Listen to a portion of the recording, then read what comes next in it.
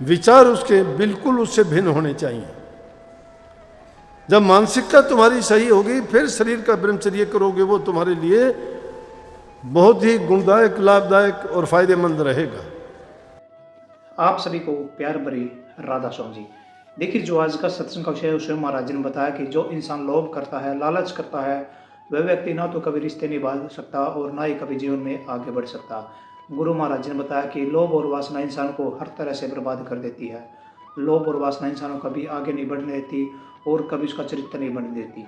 गुरु महाराज जी ने बताया कि अगर आपको परिवार में सुख शांति को लेकर आना है, आपको एकता को लेकर आना है, तो उसके लिए आपको रिश्तों में लोभ लालच छोड़ना पड़ेगा, आपको मोह त्यागना पड़ेगा, तभी आप रिश्ते में सफल हो सकते हैं और रिश्तों को निभा सकते हैं। और साथ ही साथ गुरु महाराज जी ने बताया कि अगर आप सच्ची भक्ति करते हो, सच्चे मन से भक्ति करते हो, तो आपको परमात्मा को पाना बिल्कुल भी कठिन नहीं है, आपको परमात्मा मिल जाएंगे, सिर्फ और सिर्फ ध्यान की कमी है। तो चलिए आपका कीमती समय सत्संग को शुरू करते हैं। कृपया सत्संग को पूरा सुनकर पुण्य भागीदार अवश्य बनिए। राधा। इसलिए इंसान को चरित्रवान बनना चाहिए। जो इंसान चरित्रवान नहीं है, जो ब्रह्मचर्य का पालन नहीं करता है, ब्रह्मचर्य भी दोनों तरह का, मानसिक भी शारीरिक भी। मान लिया शारीरिक ब्रह्मचर्य की तुम दुहाई दे दोगे कि हम शारीरिक ब्रह्मचर्य कर रखा है, हम नहीं काम में पड़ते नहीं ऐसी, लेकिन जब तक तुम्हारी वासना काम में है तुम्हारा ब्रह्मचर्य पूर्ण नहीं है। जो विचारों से ब्रह्मचर्य का पालन नहीं करता वो भी ऐसा ही है। विचारों का भी ब्रह्मचर्य का पालन करना बहुत आवश्यक है। मानसिक विचार उसके बिल्कुल उससे भिन्न होने चाहिए। जब मानसिकता तुम्हारी सही होगी फिर शरीर का ब्रह्मचर्य करोगे, वो तुम्हारे लिए बहुत ही गुणदायक, लाभदायक और फायदेमंद रहेगा। और जिन्होंने उसका पालन किया है उनके तंदुरुस्ती, शरीर के स्वस्थ, ये रोजाना की शिकायत जो रहती है ना, उन लोगों में कमी होती है। वो लोग भजन करने के लायक नहीं रहते, वो लोग सुमरण नहीं कर सकते, उनको वचन कोई काम नहीं करता, इसीलिए गुरु के वचन सुनते हैं, लेकिन उस वचन सुनने से उनको कोई फायदा नहीं है। सुनते हैं, वो सुनने के बाद खत्म, वो कुछ नहीं है। अगर तुम सच्चे मार्ग पर चलोगे तो थोड़ी बहुत है, इंसान को इतनी रोजाना शिक्षा मिलती है। हमें तो गुरु की चाय एक बार कप में मिली थी, जिंदगी बदल गई। तुम रोजाना खाते हो, मेरा झूठा, तुम्हारा तो किसी का मैंने कुछ बदला देखा नहीं। एक कप चाय के पहले की आधी घूंट मिली होगी, जीवन बदल गया था। अरे जिस इंसान की भावना होगी वो जीवन उसका नहीं बदलेगा क्या? एक तमाशा और मेला मान के अगर हम आते ही हैं तो ये किसकी मन की खुराक है ये? इसलिए उनको 5 दुश्मन इसीलिए माना गया। उन दुश्मनों के साथ हमारा रोजाना झगड़ा रहता है, ये तो बाहरी दुश्मन है। लेकिन हमने उन दुश्मनों के माध्यम से दुनियादारी के अपने रिश्तेदारों को, अपने भाईचारे को, अपने समाज के लोगों को दुश्मन बना लिया है। क्योंकि उल्टा काम करने के कारण वो दूसरों को अच्छे नहीं लगते तो विरोधाभास होता है। जहाँ विरोधाभास होता है तकरार होती है, वहीं झगड़े और लड़ाई होती है। और जब लड़ाई झगड़े होंगे तो सारी बेचैनी होगी, सब कुछ गया, बर्बाद हो गया इंसान का। रात दिन उसी उधेड़ बुन में रहता है। कहाँ तुम परमात्मा की भक्ति करोगे, कहाँ तुम्हारी सोच अच्छी होगी, कहाँ नाम का सुमरण करोगे? अगर सच्ची भक्ति करना ही चाहते हो, भक्ति को भी सच्ची क्यों कहा? अरे भक्ति है, उसको भी हम कहते सच्ची भक्ति। इसका मतलब भक्ति झूठी भी है। वो झूठी भक्ति है जो नहीं मानते। सच्ची भक्ति वो होती है जो अपने तन, मन और धन से लगे उस चीज में, सर्वस्व अर्पण करके। तो मैंने उस सेठ की बात बताई, बहुत धनवान था, काफी जगह घूमने फिरने के मालिक की कृपा हुई। मालिक के दरबार में कमी नहीं है। सच्चे दिल से जो पुकार करता है वो सबके दुख, दर्द, पीड़ा को समझता है। लेकिन हमें उनके पुकार करने की, प्रार्थना करने की, विनती करने की, उनसे मांगने की लज्जत तो नहीं है, तरीका तो नहीं आता। उनके सामने रोते ही तो नहीं है, उनके सामने भी झूठ और कपट से ही कहते हैं परमात्मा सुनना मेरी। दिल में कुछ और होता है, करते कुछ और हो। अगर सच्ची पुकार करो वो सुनता नहीं है। अरे तुम्हारी इंसान भी सुन लेता है, पशु पक्षी भी तुम्हारी बात को सुनते हैं, बोलते हो तो, लेकिन जो सारी सृष्टि का रचयिता है, सबको संभालता है, सबकी सब जरूरतें पूरी करता है, क्या उसको दिल से पुकारोगे तुम्हारी पुकार नहीं सुनता? क्या सुनी गई उसकी पुकार? रोजाना ऐसे ऐसे काम करते हुए देखिए प्रभु की कृपा हुई, उनको एक लड़का हुआ। लड़का जब इतनी मेहनत के बाद कोई चीज मिलती है तो बहुत अच्छी लगती है। इंसान रात दिन उसी के बारे में सोचता रहता है, सब कुछ उसके लिए लुटा देता है, अपने जीवन में जो अर्जित करता है सोचता है सब इसी का है, मैं इसके लिए क्या नहीं कर दूं। सब कुछ उसी के लिए करता था, कमाता था, बड़ा अच्छा कारोबार चलता था, सब बड़ा प्यार करते थे, नौकर छोड़े हुए थे, वो खाने पीने का, ओढ़ने पहनने का, खेलने कूदने का सब प्रकार की उसके लिए बंदोबस्त थे। कभी वो घर जाता तो कभी फैक्ट्री में सेठ के साथ आके वहाँ खेलता। सेठ बड़ा खुश होता उसको खेलते हुए देख के। लेकिन इस जिंदगी में पता नहीं इंसान किस किस का कर्जवान है, किस प्रकार से वो कर्जा चुकाना पड़ता है। ये तो दाता का, विधाता का विधान है कि उस विधान के अनुसार सारे कार्य होते हैं। लेकिन इंसान की लापरवाही भी कई बार बहुत गलत करवा देती है। क्या हुआ कि लड़का फैक्ट्री में आ गया, वहाँ खेलने लग गया। सेठ कहीं देखने के लिए गया कि मशीनें ठीक काम कर रही हैं, नौकर ठीक काम कर रहे हैं कि नहीं, मैं देख के आता हूँ। बच्चा खेल रहा था, खेलते खेलते माचिस पड़ी हुई थी, उसने माचिस की तिल्ली जलाई। अब फैक्ट्री किसकी? रुई की थी, कपास की। कपास तो बारूद जैसी होती है, उसने जो ही वो जलाई वो उसमें लग गई आग। सेठ ने देखा, धूं धूं करके सब जलने लगी, लाखों करोड़ों का माल था। क्रोध आया। ये क्रोध बहुत बड़ा दुश्मन, ये दूसरा दुश्मन का बता रहा हूं। इतना क्रोध आया उसको कि गुस्से में आके उसने वहाँ बट्टे रखे हुए थे, एक बट्टा दे मारा बच्चे को। बच्चा सिर में लग गया, लगते ही वो गुजर गया। बच्चा गुजर गया। नौकर था, जाके घर सेठानी को बता दिया कि सेठानी फैक्ट्री में आग लग गई। बोली बहुत बुरा हुआ। बोली फिर कहने लगा कैसे लगी? कि बच्चे ने इस तरह तिल्ली जलाई थी और वो रुई में गिर गई।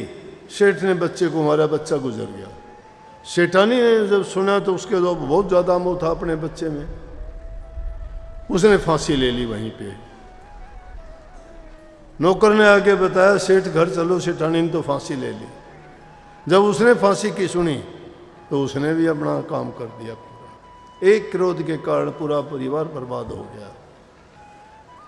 क्या कुछ बनाया था, क्या सोचा था, किस लिए कर रहे थे, लेकिन मिनटों में ही एक छोटी सी चीज के कारण, एक क्रोध के कारण बर्बाद हो गया। अगर वो सोच लेता कि जो होना था हो गया, अब उस चीज के बारे में संयम रखता, धैर्य रखता, तो ऐसा नहीं होता। अब इस चीज के लिए प्रभु को दोष देना गलत है कि प्रभु ने मेरी रक्षा नहीं की, उसने क्यों ऐसा किया, मैं तो ये करता था, उसको बहुत याद करता था, ये किया वो किया, पूजा पाठ करता था, उसने ऐसा क्यों किया। लेकिन अपनी गलती को इंसान नहीं देखता है, इसलिए इसको दुश्मन माना गया। तीसरी चीज है लोभ की। लोभ के कारण आप देखते हो क्या क्या नहीं कर जाते। अरे लोभ के कारण बाप बेटे का झगड़ा आज कोर्ट कचहरियों में चलते हैं। भाई भाई का झगड़ा है, छोटे से जमीन के टुकड़े के लिए उनके आपस में झगड़े होते हैं, एक दूसरे को कत्ल तक कर देते हैं और वो जेलों में सड़ता है, उसको मार देता है, जमीन का टुकड़ा वहीं रह जाता है। ना उसका रहा ना उसका रहा, घर में पीछे रहने वाले सब के सब पूरी जिंदगी दुख उठाते फिरते। क्या आधार रह जाता है जिस घर में एक ही आदमी होता है कमाने वाला, और वो जब नहीं रहे तो दर दर की ठोकर खाने के लिए बाकी के लोग रह जाते हैं। ना वो जमीन का टुकड़ा उनका रहा ना उनका रहा, वो उसको उसने मार दिया, वो जेल में सड़ के मरेगा। क्या किस कारण है ये ऐसा? लोभ के कारण। ये लोभ ऐसा दुश्मन है कि जिसको लोभ जब लग जाता है तो इंसान रुकता नहीं है। नहीं देखते क्या रोजाना अखबारों में, टीवी में? बड़े बड़े पैसे वालों के पास जब उन पे के वो रेड पड़ती है और उनको देखते हैं तो कितने नोटों के बंडल निकलते हैं, और यूँ नहीं देखते कि हमारे देश में लोग भूखे सड़कों और फुटपाथों पर पड़ते हैं, सोने के लिए उनके पास मकान नहीं है, खाने के लिए अन्न नहीं है, पहनने के लिए कपड़े नहीं हैं, सर्दी गर्मी बरसात में उनकी हालत क्या होती है।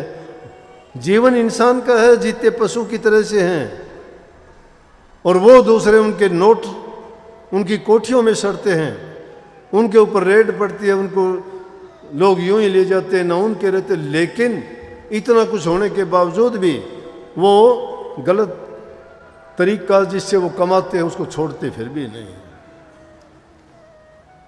ये लालच ऐसी चीज है। और फिर अहंकार तो सबका है। काम में 10,000 हाथियों का बल है, एक हाथी में ही कितना बल है। क्रोध में 20,000 हाथियों का, लोभ में 30,000 हाथियों का, मोह में 50,000 हाथियों का बल, और अहंकार में इतना बल है जितना उन सब में है।